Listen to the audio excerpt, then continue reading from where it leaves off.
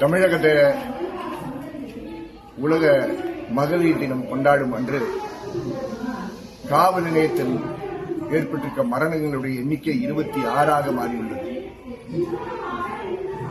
அதே சிவகங்கை மாவட்டத்தில் அதே திருப்புவனம் இன்ஸ்பெக்டரால் மானாமதுரை காவல் நிலையத்தில் இளைஞர் ஆகாஷ் 26 வயதுள்ள தலித் வகுப்பை சார்ந்தவரை அடித்து சித்திரவதை செய்து சித்திரவதையின் காரணமாக அவர் சிவகங்கை மருத்துவமனையில் கொண்டு சேர்க்கப்பட்டு மேல் சிகிச்சைக்காக மதுரை ராஜாஜி மருத்துவமனையில் இன்று காலை காலமாயிருக்கார். இந்த அவமானத்தை தமிழக மக்கள் தாங்க முடியாத நிலையில் இருக்கிறோம்.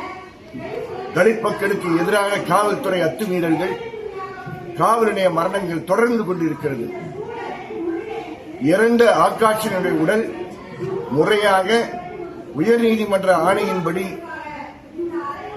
பிரேத பரிசோதனை முறையாக செய்யப்பட வேண்டும்.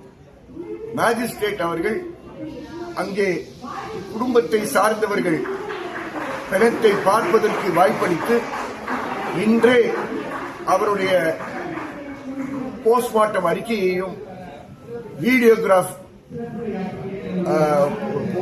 வீடியோவையும் குடும்பத்திற்கு உடனடியாக கொடுக்க வேண்டும் என்று சித்திரவதைக்கு எதிரான கூட்டு இயக்கத்தின் சார்பாக கேட்டுக்கொள்கிறோம்.